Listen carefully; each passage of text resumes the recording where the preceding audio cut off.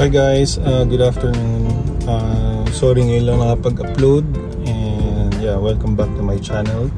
So currently nasa Suzuki tayo, and Suzuki Balintawak or EDSA.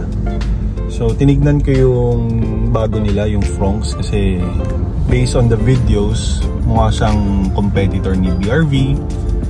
Maganda, high tech. So kung anong meron si BRV, meron din siya. So may Honda sensing din sila. I mean, may ganung features din ang Fronx. So may lane departure assist, meron ding like ano pa ba, yung adaptive cruise control, and basically lahat ng meron sa BRV meron din sila. Ang advantage lang would be may 360 camera yung top of the line nila. Ayun. But don't be discouraged, mga Honda lovers, Honda BRV owners, dahil I find it parang maliit in terms of the seating position, leg wise, yung hip natin, masyado siyang maliit. So mukha lang siyang malaki sa videos, but when you sit on it, parang mas komportable ka pa pag nakasakay sa Honda City. So ganun yung feeling, but parang liit, diba? Bagay siya sa mga babae. Yun.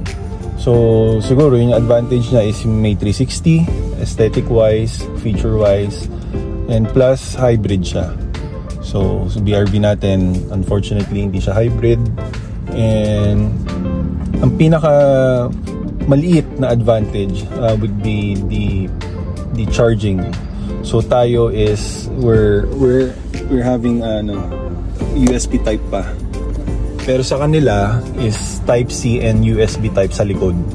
Sa harap di ko napansin masyado, but most probably it's type C na rin, kasi sa likod nga may type C, but sa harap wala, diba? So yun, and it's a 5-seater compared to our BRV's 7-seater. So yun lang, and mas malaki ang mags ng BRV compared to the Fronx. Fronx is 16 inches, sa atin is 17. Yun. So colorway, meron silang mga baby powder blue ba yun? Parang ganun. Yun yung siguro nakita kong advantages. Excuse me. Ayun. And yung loob pala ng Fronx, parang I don't know, siguro subjective lang ang opinion ko. Some of you siguro nagagandahan, but for me parang nasa hybrid level ka na eh, diba? Why not make it more luxurious yung interior mo? So mas maganda pa rin ang plastic ng Honda. I mean, dito hindi natin masabi na top of the line to or leather feels, but sa kanila parang medyo pang entry level type, but it's hybrid. Yun. And sa gilid naman, ano siya eh, parang foam type, and disadvantage would be madumihin siya. So yung dito niya foam tela, so parang madumihin. But yung comfort seats, mas maganda si Fronx. Comfort. So ibig sabihin yung lambot ng upuan, lamang si Fronx dahil malambot talaga. But yung panglabas, like yung tela, yung ano, mas lamang tayo kasi naka-leather ang BRV mid to VX variant. So yun, na-dismaya ako konti kasi I'm expecting na maganda ang Fronx, and sinadya ko talagang pumunta rito, tumigil kasi along the way naman pa uwi, just to have a quick look of the Fronx. Ayun. So it's a 5-seater, malalim yung cargo niya, but I find it parang disadvantage on the passenger or driver side, kasi kung magbubuhat ka ng mabigat na bagahe at palalim siya, yung tendency doon mahihirapan kang buhatin palabas, di ba?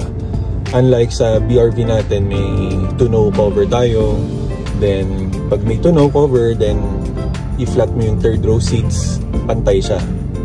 Wala siyang yung parang pantay tas bababa, parang gano'n. Sa kanya kasi palalim eh. Ayun. Then ano pa ba? Interior ceiling is white sa Fronx compared to BRV newer model, it's black. And hindi ko siya na-open or test drive, I don't know, but tinanong ko yung agent, she's claiming 25 to 27 kilometers per liter. So, not bad. It's a hybrid, so tinanong ko anong intervals ng PMS nila. And she told me 1 year, 1,000, 5,000, 10,000. So, every 5,000 yung intervals. Yun. Yun lang, a quick video, a quick review of one siguro competitor ni BRV. I don't know kung direct competitor ba sila or ano, same size but yung seating capacity syempre lamang si BRV. Ayun lang. And just a quick update on my BRV, ang nadagdag lang dito is yung exhaust tip na nakuha ko sa Shopee.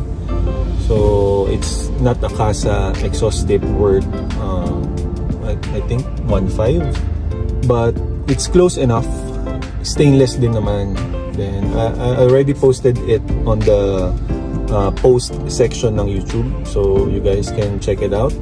And what else? That's it. Yun lang. Thank you for supporting. Shout out to the Honda BRV group, DG3 Club. Thank you for welcoming me and everything. Mabuhay kayo. Ingat, drive safe. Bye.